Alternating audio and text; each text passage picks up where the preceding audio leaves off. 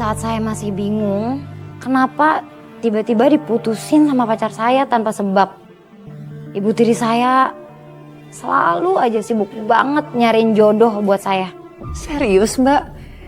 Padahal kan hati Mbak tuh masih hancur.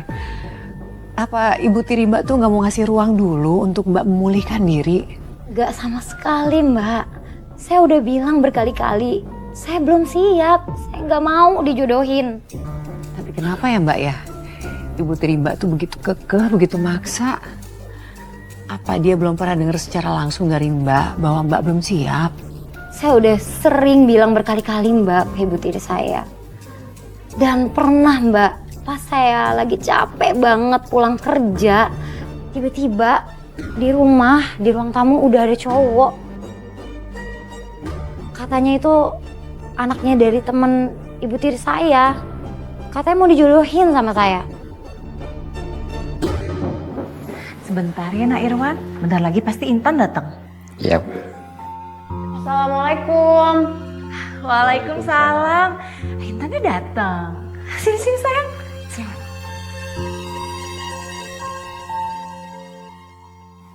Intan, kenalin ini Irwan, anak teman lama ibu waktu ibu kerja di koperasi.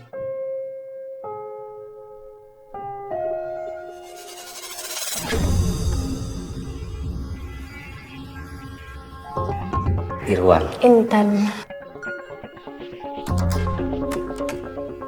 Kalian berdua ngobrol dulu ya. Ibu mau bikin minum dulu. Silakan. Saya sudah dengar tentang kamu. Pekerja keras, mandiri, dan gak suka neko-neko. Saya biasa aja kok. Saya tipe cowok yang suka perempuan rumahan. Tahu nggak? Nanti kalau kita sudah nikah, kamu nggak usah kerja, cukup di rumah aja. Nanti saya kasih uang bulannya yang banyak. Hah? Cowok kayak gini mau dijodohin ibu sama aku? Ih, nggak banget. Ngomongnya sombong. Maaf ya mas, aku capek banget tadi banyak kerjaan. Aku ke kamar duluan ya. Oh ya sudah, nggak apa-apa. Daripada ganggu kamu kerja, saya pamit dulu ya. Salam buat ibu ya.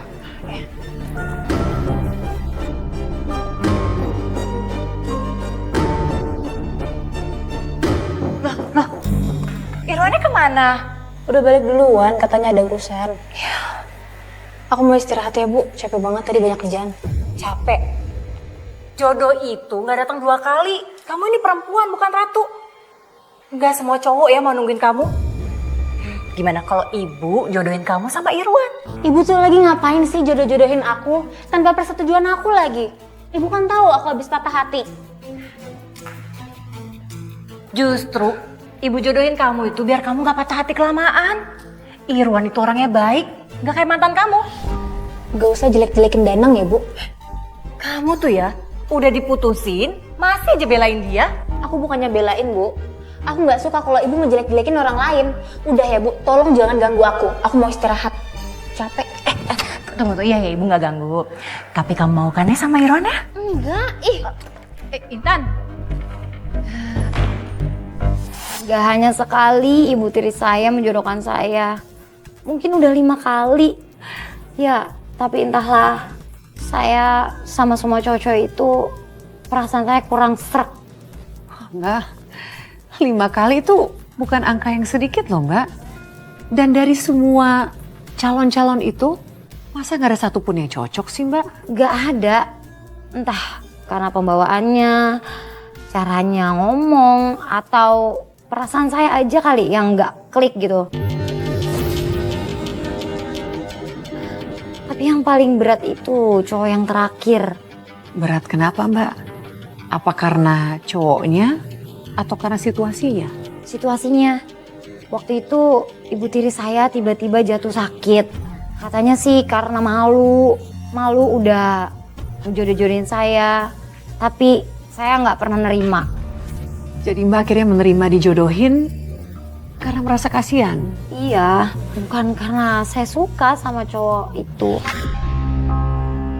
Karena kalau misalkan saya nolak lagi, itu pasti menyakiti hati ibu tiri saya. Jadi Mbak ini bisa menjadi sebuah beban batin yang luar biasa ya Mbak ya. Antara mau menuruti perasaan hati dan juga nggak mau nyakitin perasaan orang lain. Ibu makan dulu ya, biar bisa minum obat. Ibu nggak mau, Tan. Ibu udah nggak selera apa-apa lagi. Jangan gitu Bu, ibu harus makan.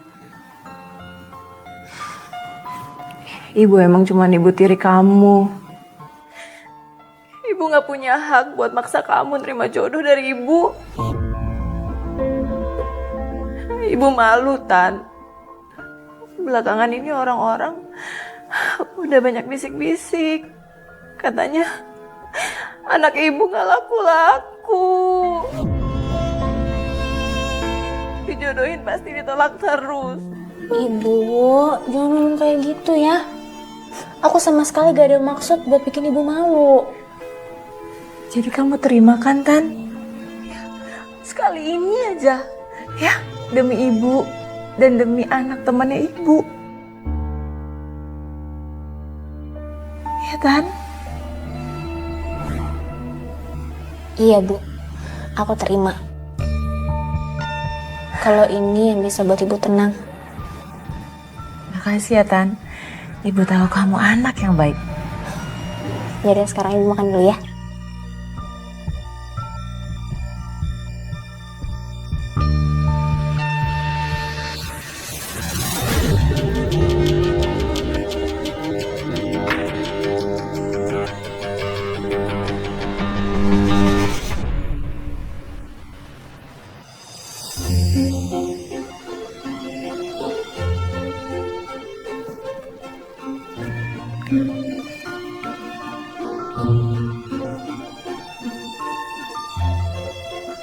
Misi. Misi.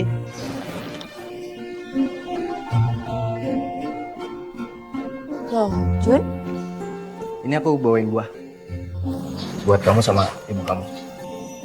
Ih, makasih banyak loh, repot-repot banget.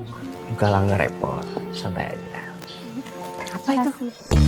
Alah, buah-buahan. Paling hasil malak dari pasar.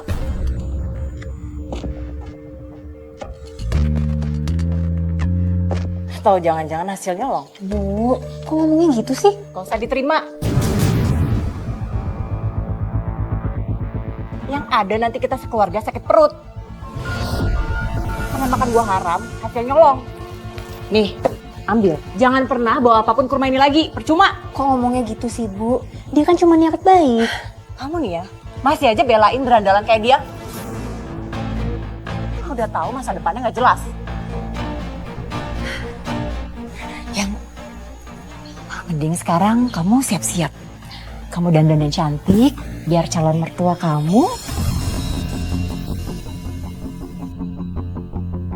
sama calon suami kamu seneng lihat kamu sampai mereka terpersona, ya? Apa, Bu? Jadi Intan mau dilamar? Iya dong. Calonnya kaya raya, ganteng, punya masa depan. Gak kayak kamu.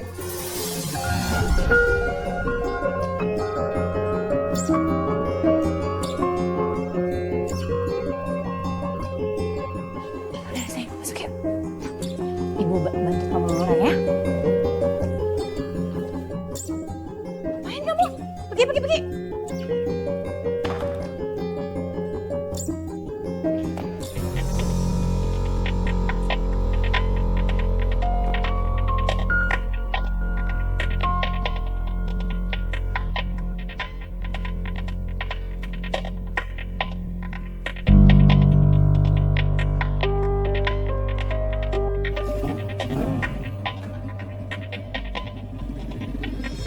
Ibu tiri saya kembali menghina Junet, Mbak. Dan yang paling menyakitkan lagi, saat itu saya nggak bisa berbuat apa-apa. Saya cuma bisa diam. Padahal saya tahu Junet pasti ngerasa sangat tersinggung. Mbak cuma diam tuh karena takut Mbak atau karena takut menyakiti perasaan keluarga? Dua-duanya sih, Mbak. Di satu sisi, kalau saya bela Junet, dia mungkin akan ngerasa dipermalukan. Tapi kalau saya nggak ngebela dia, mungkin dia akan ngerasa makin sakit hati. Dan setelah itu Mbak, langsung acara lamaran kan ya? Iya, malam itu acara lamaran digelar. Semuanya terlihat sangat lancar. Tapi justru disitulah keanehan terjadi. Keanehan seperti apa Mbak maksud? Mari masuk, ayo. Silakan duduk Mbak Narandi. Terima kasih. Terima kasih, Bu.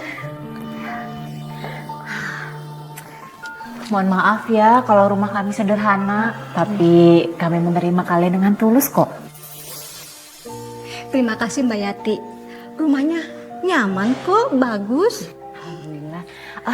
Intan masih di kamar. Sebentar saya panggilkan dulu ya.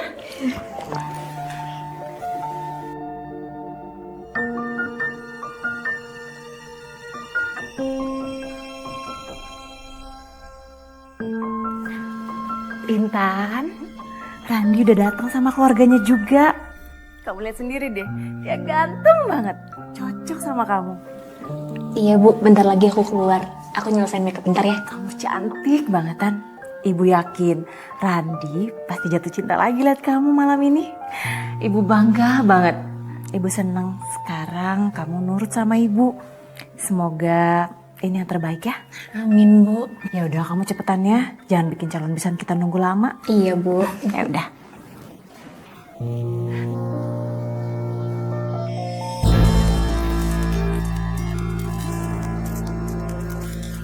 Intan, sayang kamu cantik banget. Tapi sayang kamu harus ngerasain malam ini. Laki-laki tadi nggak jadikan ngelamar kamu.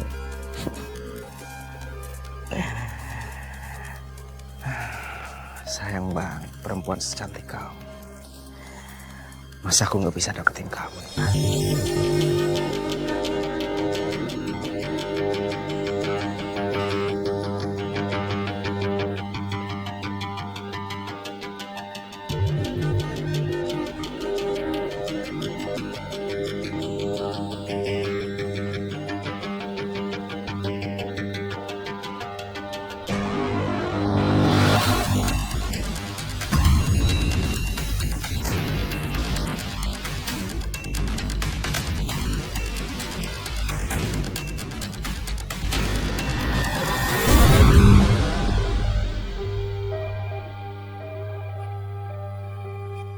Pokoknya Mbak sama Nak Randi pasti gak akan nyesel deh sama Intan. Intan tuh anaknya baik, sopan, pinter masak lagi. Udah gitu anaknya cantik, apalagi kalau udah dandan. Cantiknya udah kayak bidadari turun dari langit. Saya tuh suka dibilang tetangga kalau beruntung banget punya anak kayak Intan.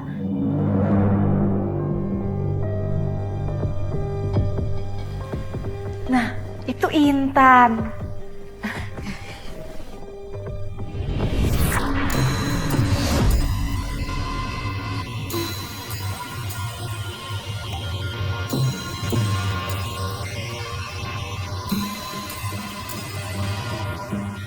Itu wajahnya kok seperti itu, Ibu ya? Gitu ya? Kalian pasti takjub kan lihat kecantikan anak saya? Nggak kalah cantik sama selebriti. Sini sayang. Nih, kamu salim sama calon mertua dan calon suami kamu. Astagfirullahaladzim. Kok baunya kayak bangke ya? Iya, Bu. Badannya bau. Ini nggak normal ini, Bu. Ini nggak nyium bau apapun? Iya, apa sih? Ini rumah wangi loh. Kalian ngomong apa sih? Bu Yati, maaf ya. Kami tidak lanjut lamaran ya. Saya takut wajahnya Intan yang menyeramkan. Loh, ayo Randy. Loh, kok gitu? Bu, Saya pamit ya. lo ada apa, Bu? Ada apa sih? Ini gara-gara kamu, Intan. Kamu tuh emang bawa sial ya. Mereka jadi gak lamar kamu, tahu nggak? Kok nyalahin aku sih Bu? Yang ngejodohin aku kan Ibu. Kamu tuh ya, sama kayak almarhum bapak kamu. Susah banget diatur. Makanya dia sakit-sakitan sampai meninggal. Gak usah bawa-bawa Bapak ya Bu. Bapak gak pernah maksa hidup Ibu. Jadi Ibu harus bersyukur. Dulu Ibu apa? Cuma janda di kampung yang ditolongin Bapak. Kurang ajar kamu ya. Gak usah coba-coba kasarin aku. Karena bapak kandungku aja gak pernah ngelakuin itu. Anak kurang ajar.